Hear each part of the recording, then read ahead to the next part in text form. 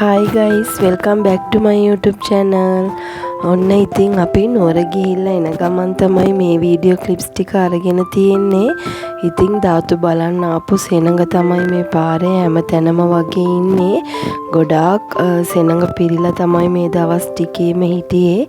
ඉතින් මම වීඩියෝ කරගත්ත ඔයාලත් එක්කත් ෂෙයා කරගන්න ඕන නිසා මේ වීඩියෝ එකේ දවස් 2-3ක වීඩියෝ ක්ලිප්ස් එකතු කරගෙන තමයි vlog එක හදලා තියෙන්නේ. ඉතින් මං හිතනවා ගොඩක් ඉන්ටරෙස්ටිං වෙයි කියලා. ඉතින් ඔයා මගේ channel එකට අලුත් කෙනෙක් නම් අනිවාර්යයෙන්ම subscribe කරගන්නත් අමතක කරන්න එපා. පාරේ තියෙන ට්‍රැෆික් එකත් බලන්නේ නැතිව අපි ඉක්මනටම එදා හවස නුවර ගියේ මේ මෙයාව එක්කගෙන එන්න. ඉතින් අපේ ගෙදරට ආපු අලුත් අමුත්තෙක් තමයි එයා. මේ දවස්වල දවස ගෙවෙන එක තේරෙන්නෙත් නැහැ. ඒ තරමට බබාලා යත් එක්කම තමයි ඉන්නේ. ගෙදර එක්කන් ගිය මුල්ම දවසේ නම් එයා හොඳටම බය වෙලා හිටියේ. ඒ වුණාට දවස් 2ක් විතර යනකොට පොඩි සෙල්ලම් එහෙම දාලා එයාව ෂේප් කරගත්තා. ඉතින් හොඳටම යාළු වෙලා ඉන්නේ දැන් නම්. 25 වෙනිදා නංගි රටේ ඉඳන් ආවා. ඉතින් එයාව එක්කගෙන යන්න අපි තමයි ගියේ. ඒ ගිය වීඩියෝ ක්ලිප්ස් ටිකකුත් මේකේ ඇඩ් කරලා තියෙන්නේ. ඉතින් 25 වෙනිදා උදේම වාහනේත් අරගෙන හස්බන්ඩ් ආවා. ඊට පස්සේ එදා සිකුරාදා දවසක් නිසා යන ගමන් ජුම්මා එකත් ප්‍රේ කරමු කියලා අපි ටික 10 විතර වෙනකොට පිටත් වුණා ගෙදරින්.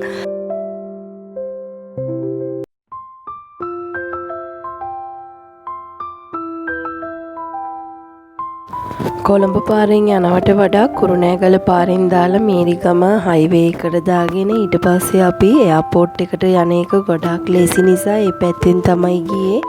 ඉතින් නංගි ඇවිල්ලා ලෑන්ඩ් වෙනවා කියලා කිව්වේ 5:00 විතර. ඒක නිසා අපි ටිකක් කලින්ම ගියා. මොකද බීච් එකටත් ටිකක් ගිහිල්ලා ඉඳලා එයා කෝල් කරාට පස්සේ එයාපෝට් එකට යන ප්ලෑන් එක තමයි තිබුණේ. ලොකු දුවලා දෙන්න නම් ගෙදර තියලා ගියේ පොඩි දුව විතරක් අරගෙන. ඉතින් අම්මයි තාත්තයි මායි හස්බන්ඩ්ුයි චූටි දුවයි විතරයි ගියේ මේ ගමන. යන ගමන් වෝටර්මෙලන් ටිකක් කපලම අරගත්තා.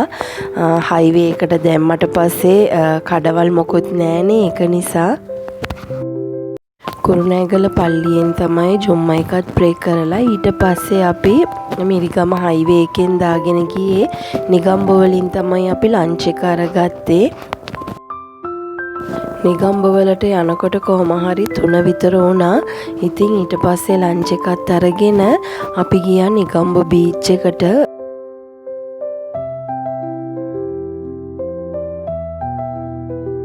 එදා ලන්ච් එකට අපි චිකන් රයිස් එකක් තමයි අරගත්තේ. ලොකු පෝෂන් එකක් අරගෙන හැමෝම ඉඳගෙන එකට තමයි මේ විදිහට අරගත්තේ.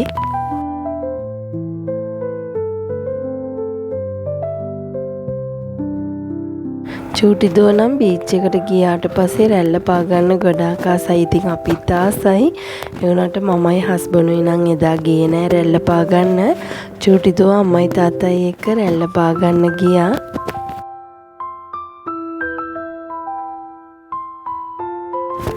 බීච් එකට ගිහිල්ලා එන ගමන් ඩ්‍රෙස් එකක් චේන්ජ් කරගත්තා. ඊට පස්සේ නංගිගෙන් කෝල් එකක් ආපු නිසා 5 විතර වෙනකොට අපි එයාපෝට් එකට යන්න තමයි මේ විදියට පිටත් උනේ.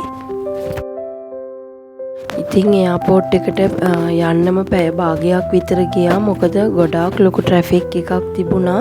ට්‍රැෆික් එකේ ඉඳලා කොහොම හරි නංගි එන වෙලාවටම අපි එතනට යන්න පුළුවන් වුණා අපිට.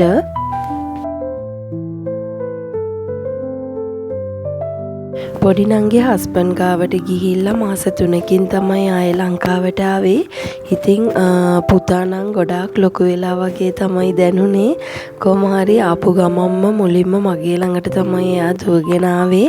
එනකම්ම මගෙත් එක්ක තමයි ආවේ. ගොඩාක් හුරතල් දැන් නම් ගොඩාක් කියුට්. මොකද දැන් හොඳට එයාට තේරෙනවා. ඉතින් ගොඩාක් ආසාවෙන් අපිත් එක්ක ආවා. ඉතින් එයාගේ ගොඩාක් සෙල්ලම් වැඩ බල තමයි අපි ආවේ.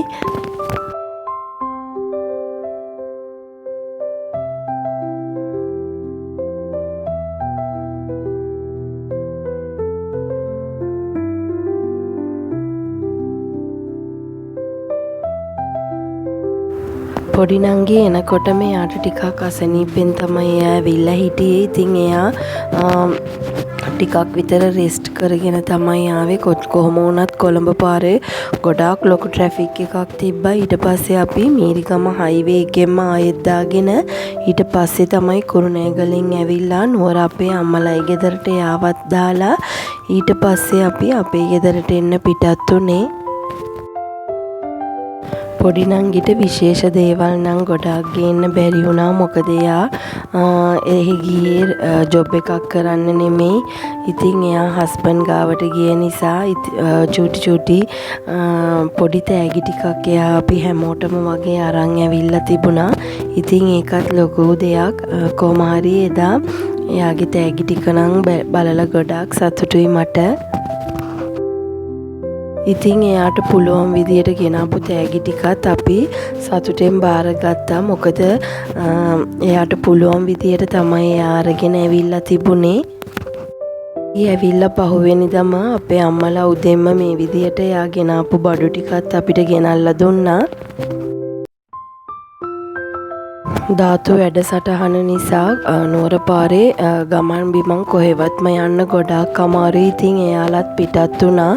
එදා රෑ කෑමට හදාගත්තු පරාට කොත්තුව තමයි මම ඔයාලත් එක්ක ෂෙයා කරගන්නේ. ඉතින් මේ රෙසිපි එකත් එක්කම මගේ වීඩියෝ එකත් මම ඉවර කරගන්නවා. මේ විදියට පරාට ටිකත් මම හීනියට කපලා අරගෙන ඊට පස්සේ ඒකට අවශ්‍ය දේවල් ඔක්කොම ටික ලෑස්ති කරගන්නවා. ඉතින් මේ පරාට කොත්තු රෙසිපි එක මගේ TikTok channel එකෙත් මම දාලා තියෙන්නේ. පරාට ටික පුළුවන් විදියට හීනියට කපා ගන්නවා. ඉතින් හීනියට කපා ගන්න තරමටම ගොඩාක් රසට එනවා. මේ විදියට පරාට ටික හීනියට කපලා අරගෙන ඊට පස්සේ ඒකට අවශ්‍ය දේවල් ටික ඔක්කොම වගේ ලෑස්ති කරගෙන භාජනයේ ලිපේ තියා ගන්නවා. කොත්තුව හදා ගන්න අවශ්‍ය ප්‍රමාණයට.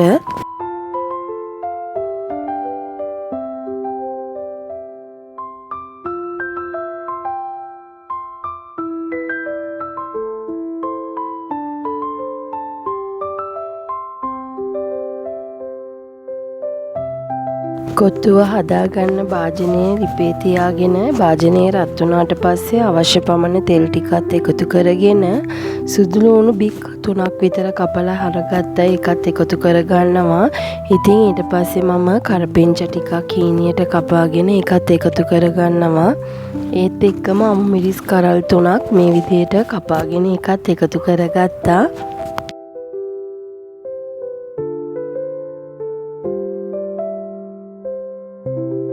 ලොකු ලුණු ගෙඩි දෙකක් කපාගෙන තියාගත්තා පොඩි කොටුව ඇඩේට. ඉතින් ඒ ටිකත් එකතු කරගෙන හොඳට කලර් චේන්ජ් වෙනකම් මේ විදියට හොඳට තෙලේ ටෙම්පරාදු කරගන්නවා. ලුණු ටිකේ කලර් එක චුට්ටක් චේන්ජ් වීගෙන එනකොටම ඒකට තක්කාලි ගෙඩියක් පොඩිවට කපාගෙන ඒකත් එකතු කරගත්තා. ඒත් එක්කම කොත්තමල්ලි කොළ ටිකක් හීනියට කපාගෙන ඒකත් එකතු කරගන්නවා. කොත්තමල්ලි කොළ ටිකක් දාගත්තම ගොඩාක් සුවඳයි. ඒ වගේම ඒකටත් ලොකු ෆ්ලේවර් එකක් එනවා. ඉතින් ඒත් එක්කම මම හීනියට කපාගත්තු කැරට් ටිකත් එකතු කරගන්නවා. එකතු කරගෙන හොඳට මික්ස් කරගන්නවා.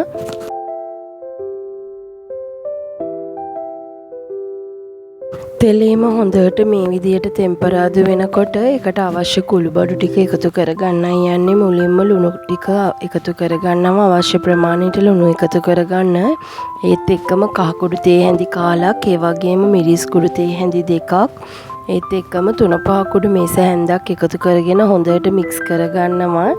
ඉතින් මේකේ රසය හොඳට ඇදිලා යනකම්ම එකතු කරගෙන මික්ස් කරගන්න. ඊට පස්සේ මම බිත්තර දෙකක් කඩලා මේ විදියට එකතු කරගෙන ඊට පස්සේ ඒකත් ආය හොඳට මික්ස් කරගන්නවා.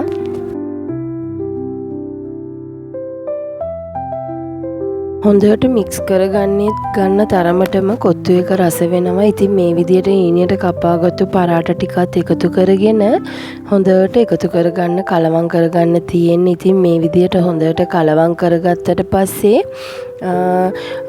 හොඳට මික්ස් කරගෙන ඉවරුණාට පස්සේ අවසානෙටම තමයි මම ලීක්ස් ටික එකතු කරගන්නේ.